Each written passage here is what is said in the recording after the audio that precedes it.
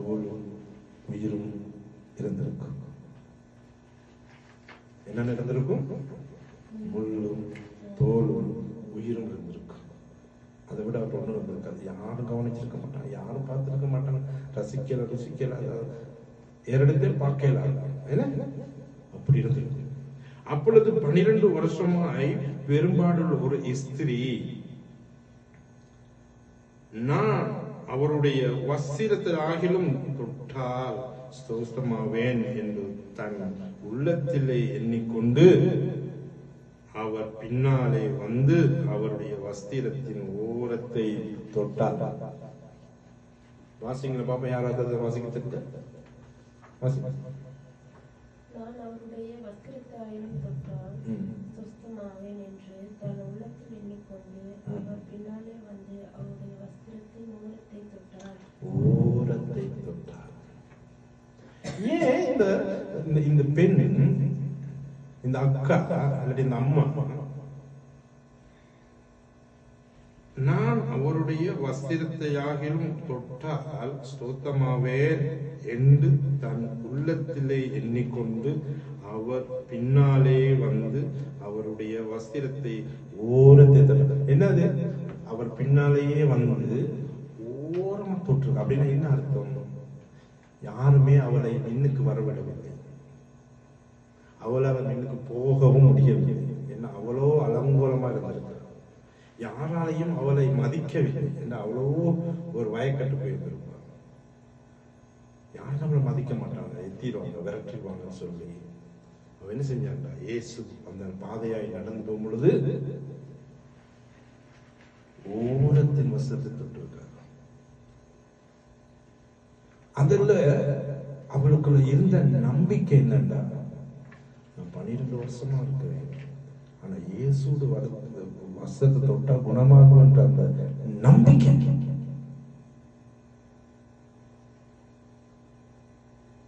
நமக்கு என்ன நம்பிக்கை வரணும்?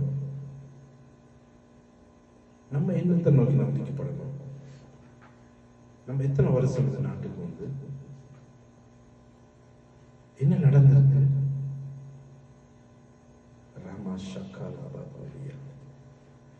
ஒண்ணுமே நடக்கல, எதுவுமே நடக்கல. ஆனா சம்பாதிச்சுட்டு தான் இருக்கிறோம். நம்ம சம்பாதிச்சு வைக்கிற அந்த பாத்திரம், நீங்க எத்தனை வருஷமா இருக்கிறீங்களோ எனக்கு தெரியாது, அத்தனை வருஷம் போட்டதெல்லாம் ஓட்டையில ஏதோ வகையில செலவு, ஏதோ வகையில ஒன்று கூட மிச்சப்பட்டது. அப்ப அதுவும் ஒரு விதமான போக்கு தான். நம்ம விசுவாசிக்க வேண்டும், என் வாழ்க்கையில என்னோட கூட ஆண்டவரை நான் சேர்த்துக்கண்டா, என்னுடைய அந்த வறுமை, என்னுடைய உழைப்பு தங்காம மிச்ச மீதி இல்லாம செலவழிக்கிற அந்த ஓட்டையை இயேசுவால் உடைக்க முடியும். அவரால் மாத்திரம்தான் அடைக்க முடியும். யாரால மாத்திரம் அடைக்க முடியும்? இயேசுவால் மாத்திரம் அடைக்க முடியும். இங்கே ஒருத்தர் 2 பேர் தான் இருக்கிறீங்க, ஆனால் இந்த வார்த்தை அப்படியே உங்களுக்கு புரோச்சனமா இருக்கும் நான் நம்புறேன்.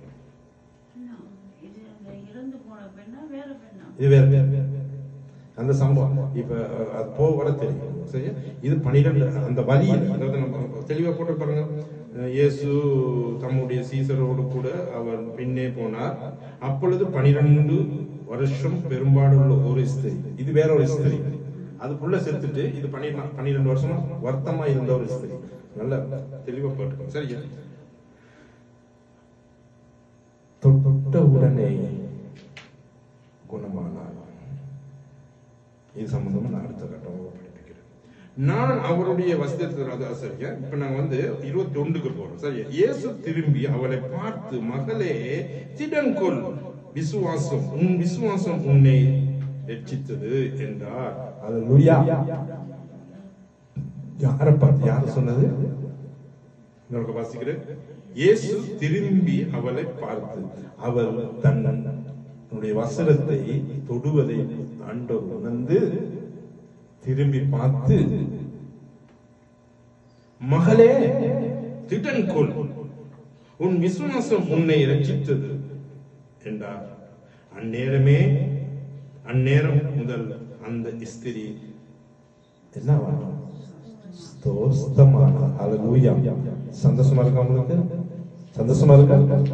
நீங்கள் என்னைக்கு கூட வாழ்க்கையில ஆண்டவருக்கு இடம் கொடுக்கிறீங்களோ, இன்னும் ஏனோ தானம் இடம் கொடுத்துல வேலை இல்லை. உள்ளாந்த இருதயத்துல என்னைக்கு இயேசுக்கு இடம் கொடுக்கிறீங்களோ அண்டு தேவன் நம்மளை சுஸ்தமாக்குவார். அண்டு எங்களுடைய வாழ்க்கை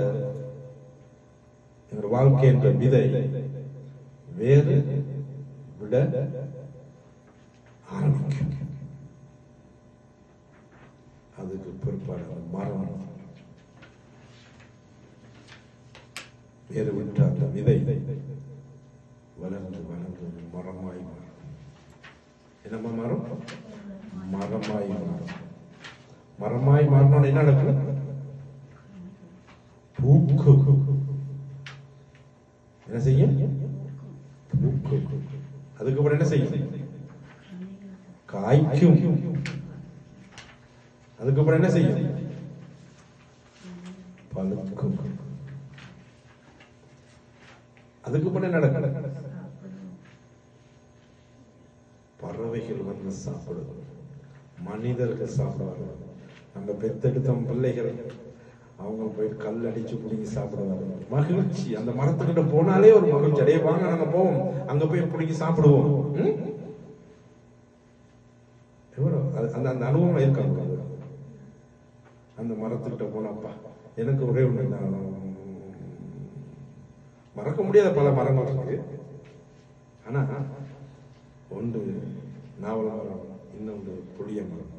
பள்ளிக்கூடம் விட்டு போய்க்க அந்த புளிய மரத்தை போயிட்டு உழுப்பி ஒரு சின்ன காயா சாப்பிட்டா பெரிய புராணி சாப்பிட்ட மாதிரி இருக்கும். அது தங்கச்சிக்கெல்லாம் பிடிங்க கொடுத்து பெரிய சந்தோஷமா இருக்கும். அது அந்த மாதிரி வாழ்க்கை மாறும். எத்தனை பேர் வாங்கிட்டு ஓடுனாலும் கொடுக்கறதுக்கு வந்துகிட்டே இருக்கும். அல்லேலூயா.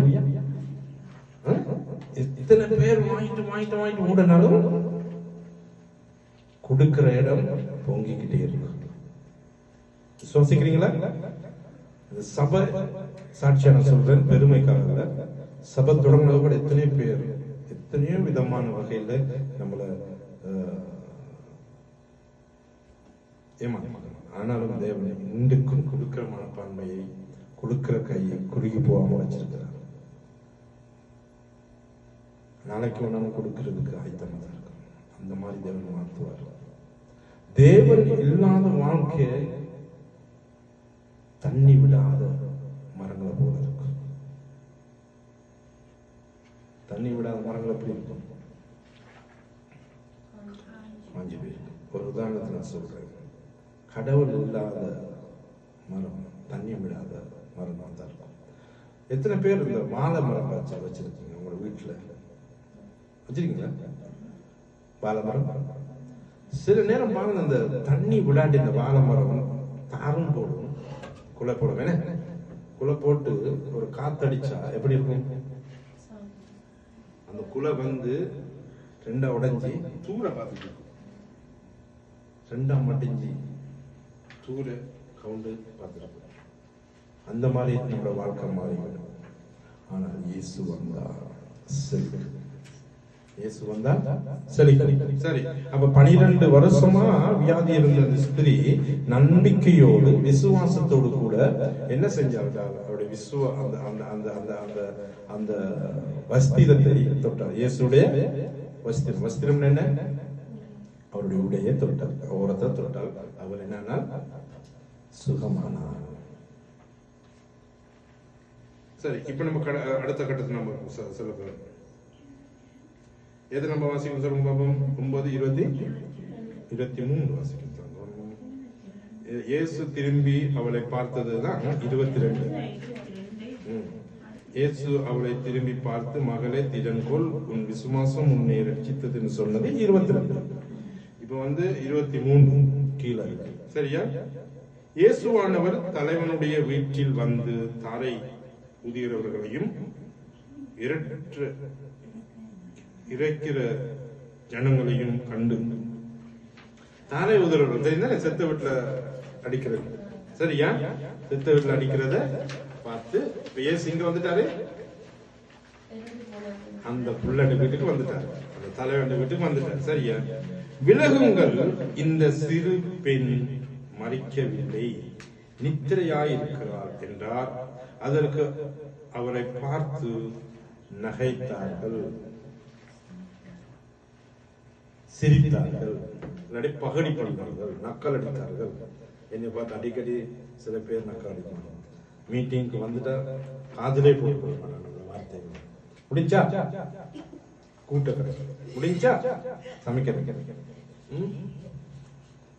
ஆனால் அந்த வார்த்தைகள் ஒவ்வொன்றும், நாங்கள் பேசுகிற வார்த்தைகள் ஒவ்வொன்றும் ரோஜனவாதம் என்றதை மதிக்கிறது. விளையாட்டு நான் அதையும் தாங்கி கொண்டு விட மாட்டேன். என் விஷயம் மட்டும் உட்கார வச்சு கதைச்சாங்க. காதலையே ரத்தம் வந்தாலும் நான் கதைக்கிறது கருத்தே முடிப்பேன்.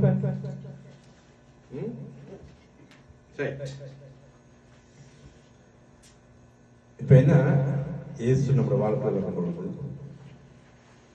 நக்கல் இவ்வளவு இவன் இங்க இருந்துட்டு சபைக்கு போவார். அங்க என்ன 2 பேர் உட்கார்ந்துக்கிட்டு இருப்பாரு. அவர் பாட்டு பாடுவாரு, அவர் ஒரு மைக்க வச்சுக்கிட்டு இருப்பாரு. இப்படி நக்கல் அடிப்பாங்க, குறை சொல்லுவாங்க. கடந்த காலம் கூட ஒரு சில குறைகள் வந்திருக்கு. தாயை பத்தி கதைத்தது, எல்லாத்தையும் அழுக வச்சது அப்படின்னு சொல்லி நாங்கள் இங்கே நாங்கள் அந்த நாள் ரொம்ப மகிழ்ச்சியாக அம்மா பற்றி ஒரு கனவாக நினைவாக போனது ஒரு பெரிய விஷயம், பெரிய விஷயம், அழகான விஷயம். அது குறை சொல்றவங்க சொல்லிட்டு தான் இருப்பாங்க, அதை பற்றி நமக்கு தேவைப்படாது. சரியா? அப்ப விலகுங்கள், இந்த சிறு பெண் மறிக்கவில்லை, நித்திரையா இருக்கிறார் என்றார். அதற்கு அவரை பார்த்து நகைத்தார்கள்.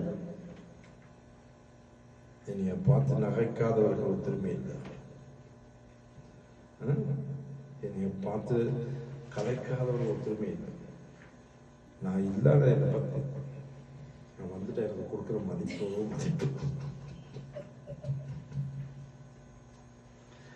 சிரிப்பு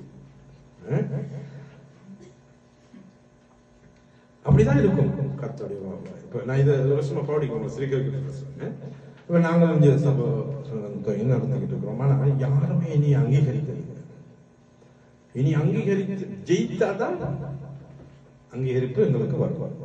நாங்கள் ஓட வேணும், இந்த ஓட்டம் ஓட வேணும். ஓடி ஒரு கட்டத்துல வந்தா தான் கட்டின மனைவி தெரியும். அம்மா சொல்லிட்டு எங்க வீட்டுக்காரர் சாப்பிட்டு என் கணவன் அப்படி செஞ்சிருக்காரு. ஆனா அது மட்டும் ஆட்டோ எடுத்துட்டாரு, நீ கட்டி முடிக்கணும், அவர் கட்டுவார். ஒரு கதைக்கு சொல்றாரு, வீடு எடுத்தாச்சு, வீடு வாங்கியாச்சு, கட்டணுமே. உண்மையான கதை தான், உண்மையான கதை. ஒன்றுமே தப்பு இல்லை, தப்பு இல்லை, தப்பு இல்லை. அவங்க சொல்றது சரி. ஆனால் நம்ம ஓடியே ஆக வேண்டும். யார் என்ன சொன்னாலும், யார் என்ன கதைச்சாலும் நாங்க ஓடியாக வேண்டும். ஓடி போயிட்டு என்ன செய்ய, ஒரு பாதாள கிடக்கு நல்லமா ஓடி போயிட்டு உங்களுக்கு அடிச்சு மிரண்டு நாலு வலிக்கு விழுந்து பட்டி ஏறி உருண்டு பிறண்டு மண்ணு பிறண்டு முள்ளுல குத்துப்பட்டு அதப்பட்டு வெற்றிய கொடியை கொண்டு போய் மலையில குத்து. வெற்றி கொடியை கொண்டு எங்க குத்தணும்? மலையில குத்தணும். அதுக்காக நாங்க ஓடுவோம். அப்பதான் அங்கீகரிப்பு கிடைக்கும். நம்ம 10 வருஷம் வெளிநாட்டுல இருந்தோம், 10 வருஷம் அங்க பேசுங்க, எங்க பேசுங்க சொல்றல, இந்த புண்ணியம் இல்லை. நீங்க சேமிக்கணும். புள்ள பாசம்னு சொல்லி நீங்க சேமிக்காம விட்டுட்டீங்கன்னா தோத்து போயிருவீங்க. கணவர் புத்திசாலி, நம்ம என்ன செஞ்சாலும் அவர் அதை பார்த்துக்கொள்ள பார்த்தவர் நீங்க உழைக்கிறதுல நீங்க அங்க அனுப்புனீங்களா தோத்து போயிருவீங்க.